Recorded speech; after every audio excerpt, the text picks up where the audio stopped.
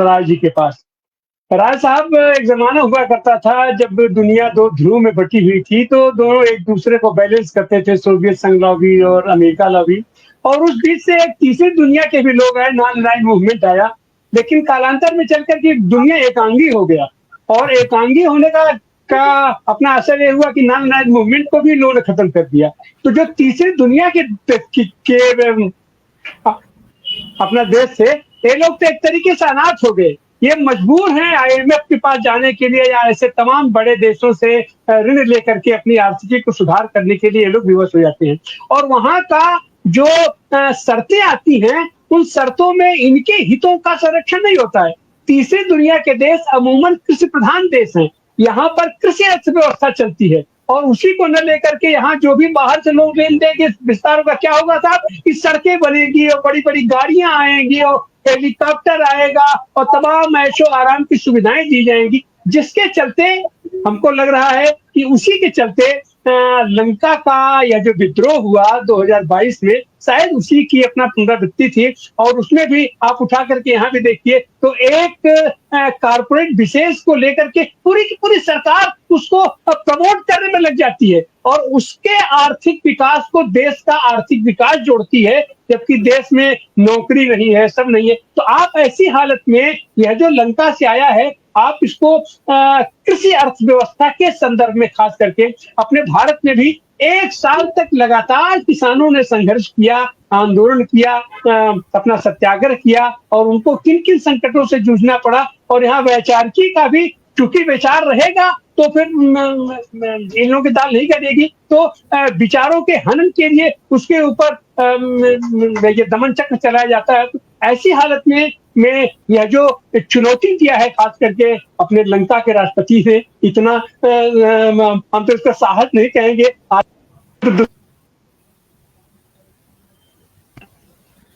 किस तरह से देखते हैं आपकी?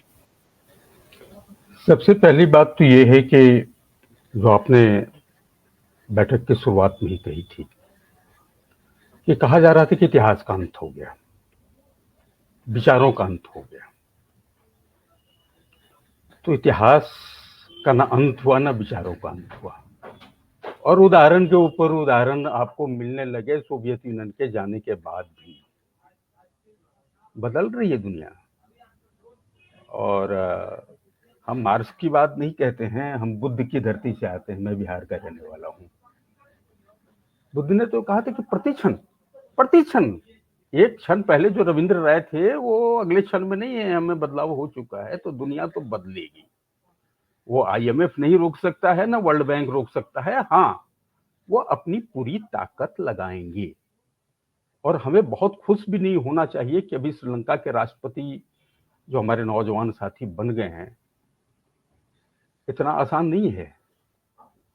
आईएमएफ और वर्ल्ड बैंक का इतिहास रहा है कि वो जब कर्ज देते हैं तो शर्त भी देते हैं। मुझे याद है जब मैं छात्र संगठन में काम करता था, 1986 की एजुकेशन पॉलिसी आई थी। राजीव गांधी प्रधानमंत्री थे। इतना डेमोक्रेट मैं राजीव गांधी को जरूर मानूंगा, जब वो एजुकेशन पॉलिसी लाए थे तो उन्होंने कम से कम बहस करवाया था। देवराजन भी तब स्टूडेंट लीडर हुआ करते थे, बहस करवाया था, हमें भी बुलाते थे, बातचीत करते थे। लेकिन वो एजुकेशन पॉलिसी जब हम लोगों ने खोज करके निकाला तो वो भारत में ड्राफ्ट नहीं हुआ था, वो ड्राफ्ट वर्ल्ड बैंक से आया था। और वो केवल भारत में नहीं, एक साथ दुनिया के 83 देशों में तकरीबन, ठीक है, अपने देश की परिस्थिति के हिसाब से उसको रीड्राफ्ट किया गया। वो एजुकेशन पॉलिसी आगे ऊपर थोपी जाती है कि 21वीं सदी के चैलेंज के लिए। तो वर्ल्ड बैंक केवल पैसा ही नहीं देता है, आईएमएफ को आज का वो इतिहास नहीं है जो उनके ऊपर वो प्रेशर डाल रहा है। वर्ल्ड बैंक और आईएमएफ जब आपको पैसा देता है तो पैसा के साथ अपना विचार भी देता है। आपको उसके विचार को मानना है। अगर आप उसके विचार को नहीं मानेंगे, उसके हिसाब से अपनी इकोनॉमी को नहीं मानेंगे, तो तमाम तरीके की मुश्किलें पैदा करेगा। और उन विचारों को लागू करने के लिए वर्ल्ड बैंक करता क्या है? वर्ल्ड बैंक अकेले नहीं है, वो आर्थिक प्रहारकों को तैयार करता है। वो चिली से लेकर के जब अलेंदे को हत्या होती है तब से लेकर के आज तक आप क्या समझते हैं कि भारत के अंदर में उसके आर्थिक प्रहारक नहीं बैठे हुए क्या? इस देश की इकोनॉमी के सरकारी संस्थानों के जितने इकोनॉमी से जुड़े हुए हेड हैं, अभी रिजर्व बैंक का एक गवर्नर जो है, अभी तत्काल एक आईएएस अफसर जरूर हैं, लेकिन जितने नीति आयोग से लेकर के जितनी तरह की जो आर्थिक संस्थाएं हैं इस देश में, आप जरा देख लीजिए कि उनके हेड कौन है। भारत की मैं बात कर रहा हूं।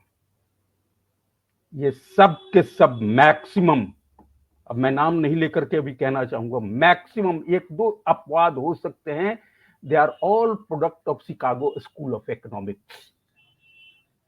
Chicago school of economics, Austria school of economics, 3 school of economics दुनिया के अंदर में महत्वपूर्ण है। एक London school of economics, London school of economics का थोड़ा सा इतिहास डिफरेंट है, इसलिए कि उस लंदन स्कूल ऑफ इकोनॉमिक्स को विश्वास ही ज्यादा बढ़िया बता सकते हैं, उसके पीछे एक लेबर पार्टी का भी बड़ी भूमिका थी।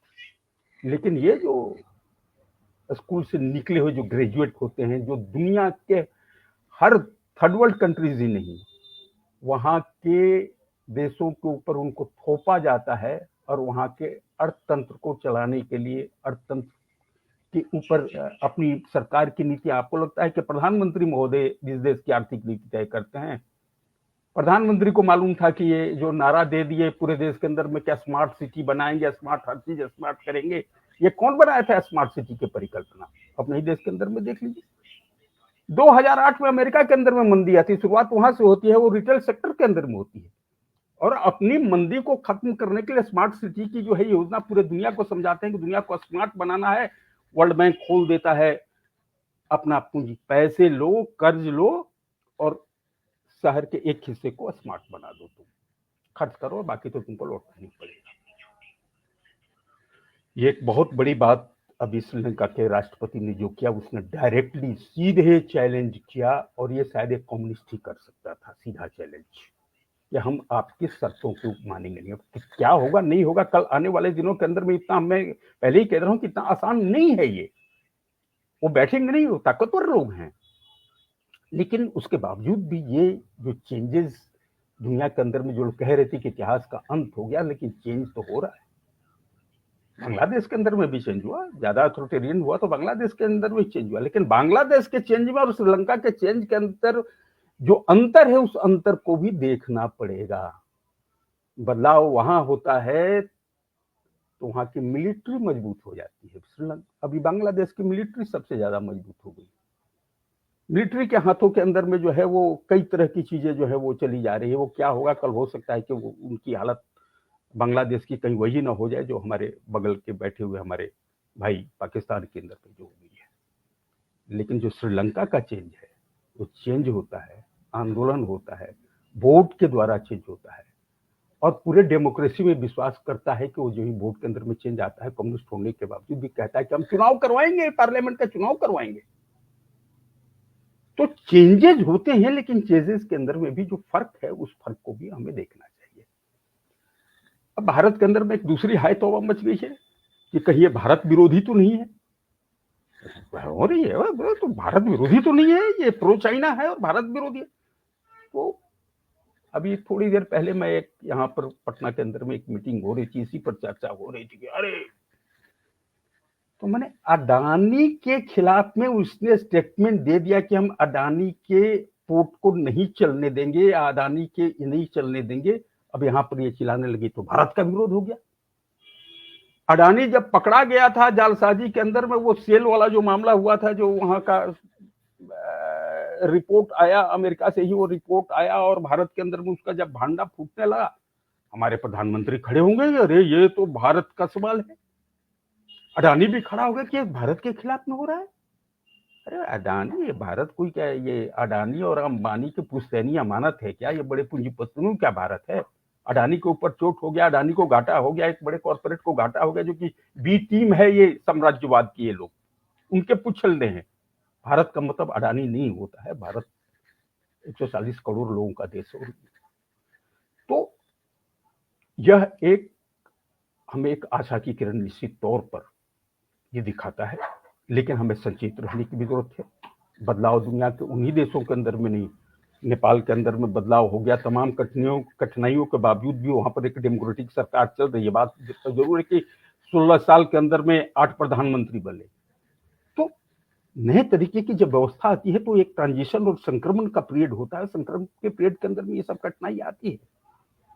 श्रीलंका में ये कठिनाई हमें झेलनी पड़ सकती है, जी लेकिन एक बहुत बड़े चैलेंज को इस दुनिया के जिससे सबसे बड़े जो पूंजीवाद का संचालक कौन है, आपको हमको लगता है कि ऐसे ही चल रही है, ऐसे नहीं चल रही है। वो पॉलिसी बनाने वाले वाशिंगटन डीसी और न्यूयॉर्क के अंदर में बैठे हुए लोग हैं और उनके एजेंट आपके यहाँ हमारे, आप जानते हैं एक बहुत बड़ा इंस्टीट्यूट काम करता है दिल्ली के अंदर में, वो Indian institute of civil society शायद नाम है उसका। तमाम पॉलिसी मैटर के ऊपर काम करता है, तमाम सरकारों को वो पॉलिसी मैटर, हम लोग जानते भी नहीं कि ऐसा टूरिज्म का इंस्टीट्यूट चल रहा है। आपके यहाँ भी चल रहा है, हमारे यहाँ भी चल रहा है। हमारे भारत के अंदर में भी आर्थिक प्रहारक आकर के बैठे हुए तमाम, मैं आप नाम ले लूं जितने भी अर्थशास्त्रियों के जो हम लेख पढ़ते हैं बड़े बड़े, वो सब के सब maximum Chicago school of economics के ग्रेजुएट्स हैं और वहां से पढ़ करके प्रस्थापित उनको किया जाता है दुनिया के तमाम third world countries, even first world countries के अंदर में इकोनॉमिक्स वाले पोस्ट के अंदर। तो इतिहास बदल रहा है और केवल श्रीलंका ही नहीं, अब तो यूरोप के अंदर में भी अपनी धमक दे रहा है। और तो और अमेरिका के राष्ट्रपति चुनाव के अंदर में वो कमला हैरिस को कह रहा है कि ये कम्युनिस्ट है। अरे जो थोड़ा सा प्रोग्रेसिव प्रो पीपल बात कर ले वो कम्युनिस्ट है, तो बहुत अच्छा है प्रो पीपल बात करना को। तुम कम्युनिस्ट अगर कह रहे हो तो इसमें कोई हर्ज नहीं है, हमें तो अच्छा ही लगता है। लेकिन मतलब प्रो पीपल बात भी अगर आप करते हैं तो आज की तारीख में उनकी नजर में, वर्ल्ड बैंक की नजर में, IMF के सिद्धांतकारों की नजर के अंदर में आप कम्युनिस्ट। जागृति जी आपको भी कम्युनिस्ट कहेगा, चिंता मत कीजिए, जी ये या ना कहे।